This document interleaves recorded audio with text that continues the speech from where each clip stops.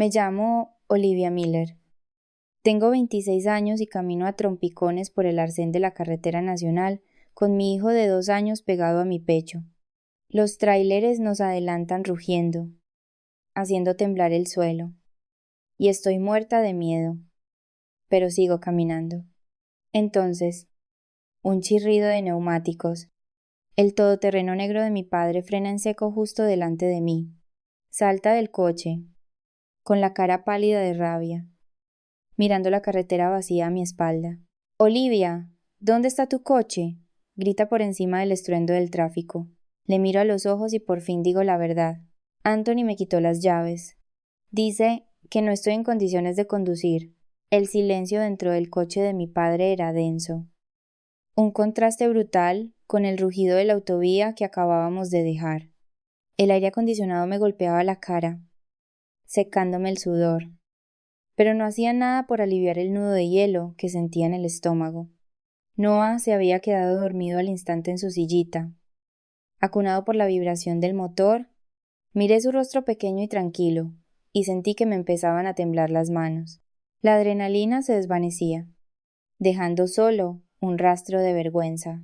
¿Cuánto tiempo? Preguntó mi padre. No me miraba.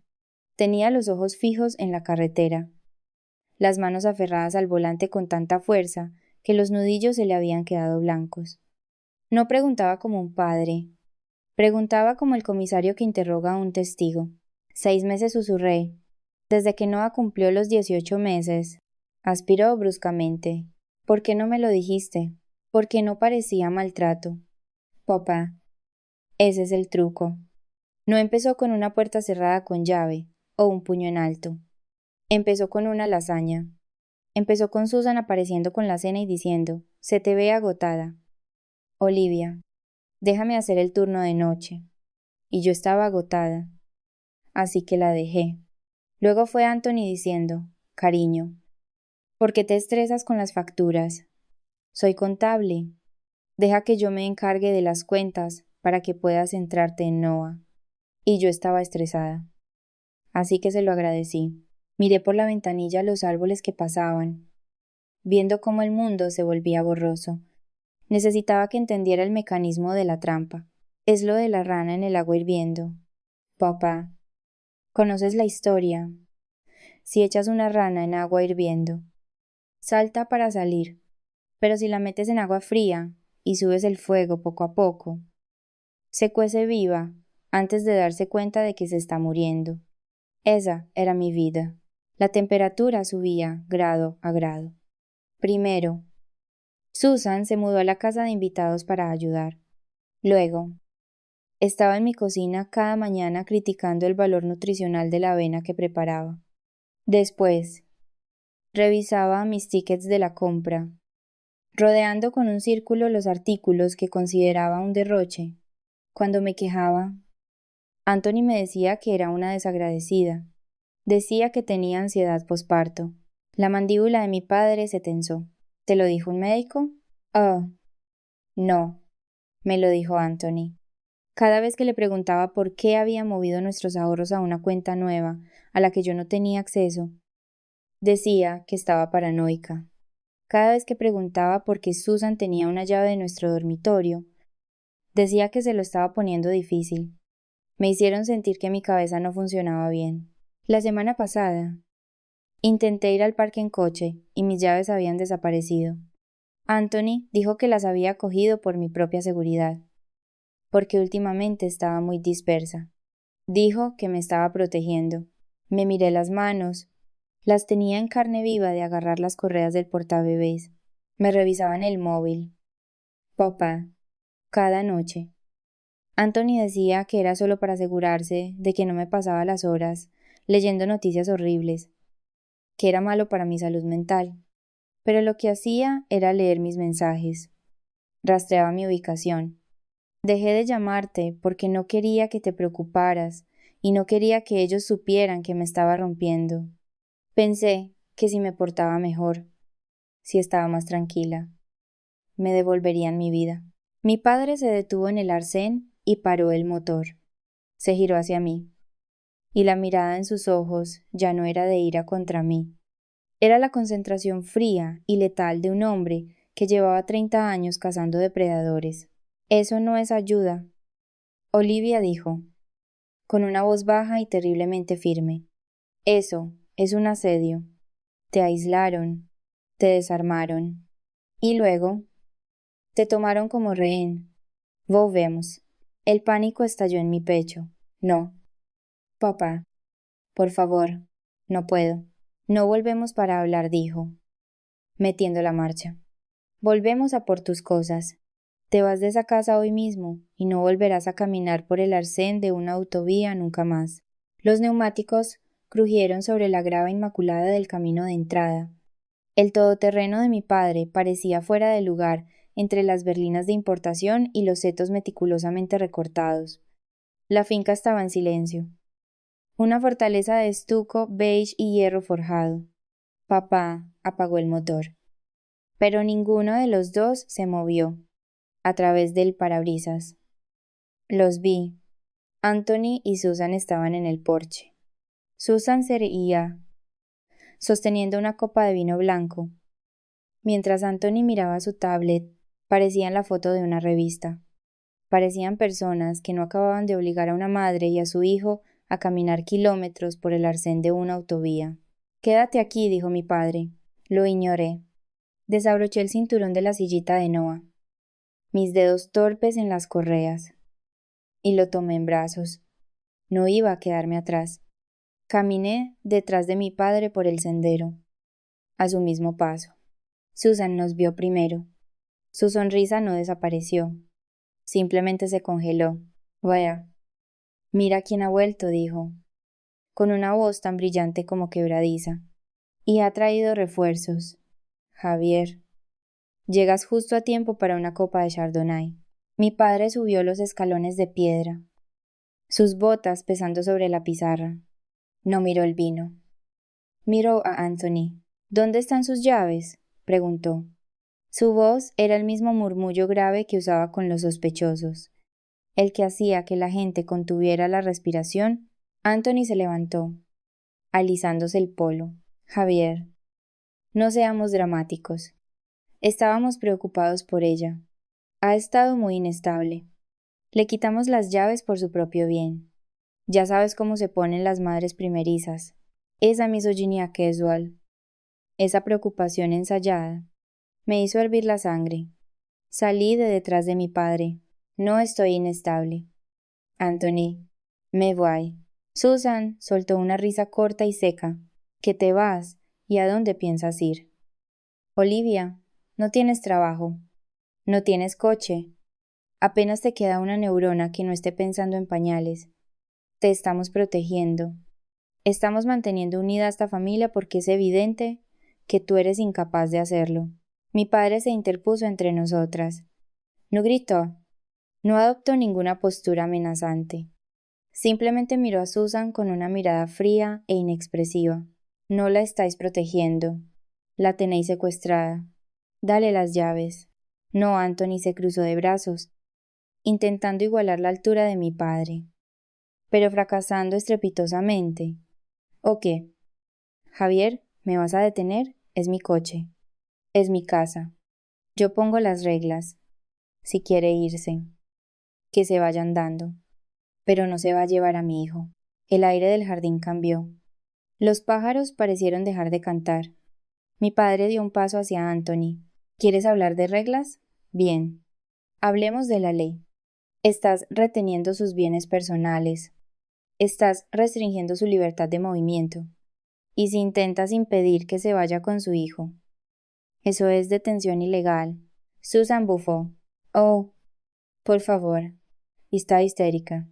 Necesita descansar. Necesita su pasaporte, dijo mi padre, volviéndose hacia mí. Entra. Coge tus documentos. Coge las cosas del niño.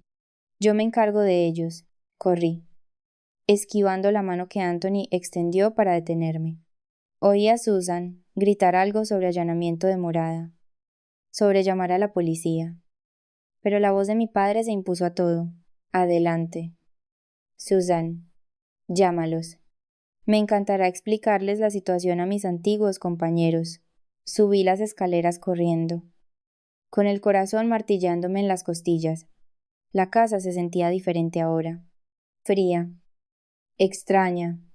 No, era mi casa. Era la escena de un crimen.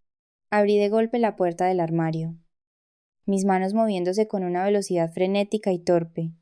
No doblé nada. Metí ropa a la fuerza en la bolsa de viaje. Los bodys de Noah. Mis vaqueros. Cualquier cosa que pudiera coger. Se me cortó la respiración. Un ritmo entrecortado de pánico.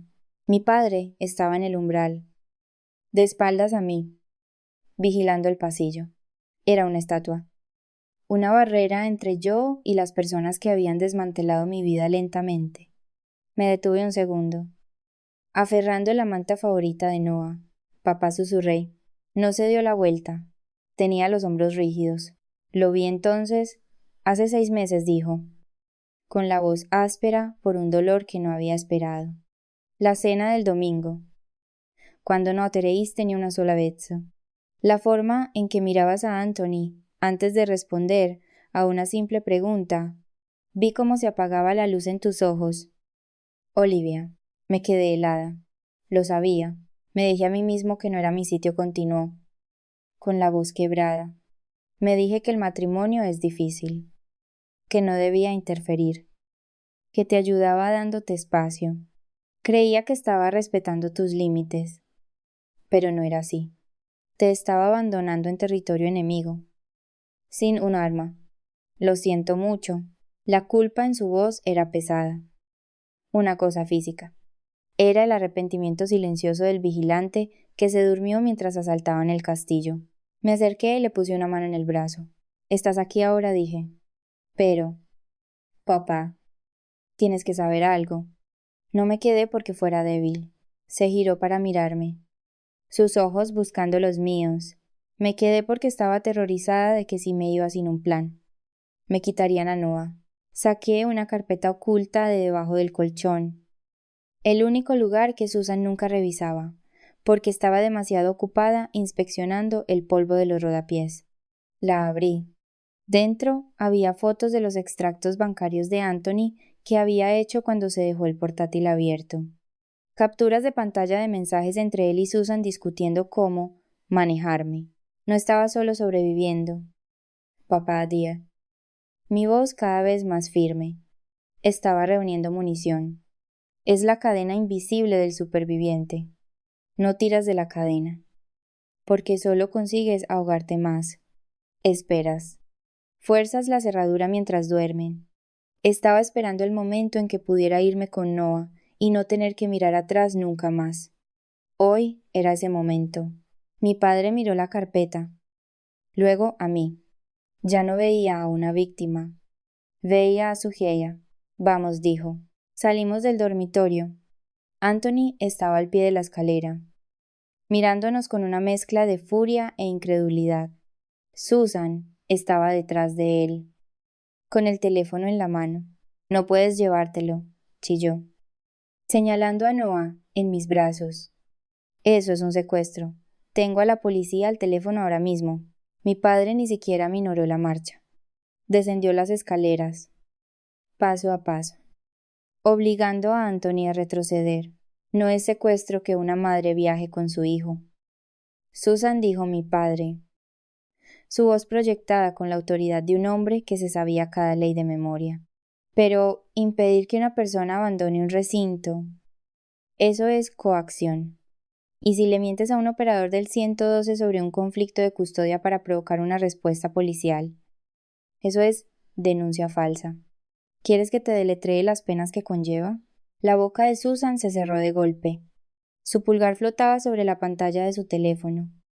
Temblando, pasé a su lado. No miré a Anthony. No miré la cocina donde había llorado por unas tostadas quemadas. Salí por la puerta principal a la cegadora luz del sol de la tarde. Aquí fuera el aire sabía distinto. Sabía a oxígeno. El viaje a casa de mi padre fue como la primera bocanada de aire real que tomaba en un año. El silencio no estaba vacío.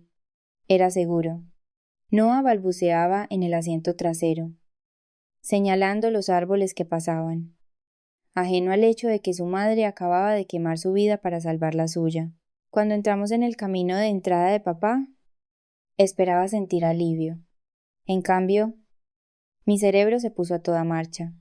El bajón de adrenalina fue brutal, dejándome temblorosa y con náuseas. Tenemos que revisarlo todo, dije, vaciando la bolsa de lona sobre la mesa de la cocina de papá. Mi padre ya estaba hablando por teléfono con su abogado, pero asintió. ¿Revisar qué? El dinero, los documentos, todo. Extendí los papeles. Había logrado coger la carpeta del despacho de Anthony mientras papá bloqueaba la escalera. Me temblaban las manos al abrirla. Extractos bancarios, contratos de préstamo, títulos de propiedad. Tardé 10 minutos en darme cuenta de la magnitud del desastre. Papá colgó y se acercó. ¿Qué has encontrado? Me quedé mirando el papel que tenía en la mano. Los números se volvían borrosos. Mi cosciusure. El todoterreno que me regalaste cuando nació Noah ya no está. Anthony lo vendió hace 3 semanas a un concesionario de la provincia de al lado. El contrato de compraventa estaba ahí mismo, fechado el día después de que me quitara las llaves. 10.000 euros. El rostro de mi padre se volvió estoico, una máscara de rabia controlada. Vendió un regalo que le hicieron a su mujer. No solo lo vendió. Papá, mira esto. Le acerqué un recibo de una transferencia bancaria. Usó el dinero para liquidar una tarjeta de crédito. Pero la tarjeta no está a su nombre. Está a nombre de Susan. Papá cogió el papel. ¿Una deuda de juego de Susan o un negocio fallido? ¿Acaso importa? Me robaron el coche para pagar sus facturas, pero eso no era lo peor. Profundicé en el archivo, mi corazón latiendo a un ritmo frenético contra mis costillas. Había un contrato de préstamo de un prestamista privado. 35.000 euros. La prestataria era Olivia Miller. Yo no firmé esto día. Mi voz elevándose en pánico. Papá, mira la firma. Parece Anthony, intentando escribir como tú terminó papá. Sentí que la habitación daba vueltas. Sacó un préstamo de 35.000 euros a mi nombre. Y el fondo para su educación, los 50.000 euros que me dejó mi abuela. Entré en la aplicación del banco en mi móvil, mis dedos resbalando en la pantalla. Contraseña incorrecta. Lo intenté de nuevo. Cuenta bloqueada. Llamé al número automático, tecleando mi número de la seguridad social. El saldo de su cuenta terminaba en 4. 4. 9. 2 es de 0 euros. Dejé caer el teléfono. Se lo habían llevado todo. El coche, la herencia, mi crédito. Ya no era control. Era un intento deliberado de arruinarme, de atraparme sin salida. Mi padre estudió los documentos, el préstamo falsificado, la venta del coche, las transferencias. Su expresión se endureció. Esto no es un problema matrimonial, dijo. Esto es un delito de estafa y falsedad documental. Cuando Anthony y Susan aparecieron, gritando y amenazando con la custodia, abrí la puerta con calma y le entregué el sobre. Dentro estaban las pruebas, los documentos del préstamo, los registros bancarios, la firma falsificada. Su confianza se derrumbó mientras leía. Robaste 50.000 euros, dije. Eso no es un matrimonio. Eso es un delito. Les di a elegir. O devolvían el dinero por la mañana. O el dossier llegaba a la fiscalía. Se fueron presas del pánico, expuestos e impotentes. 3 meses después, cerré con llave la puerta de mi propio apartamento. Pequeño, tranquilo, elegido por mí. El saldo de mi cuenta era modesto, pero era mío. Anthony se enfrentaba a cargos penales. Yo estaba reconstruyendo mi vida. Ya no estaba agradecida por la jaula.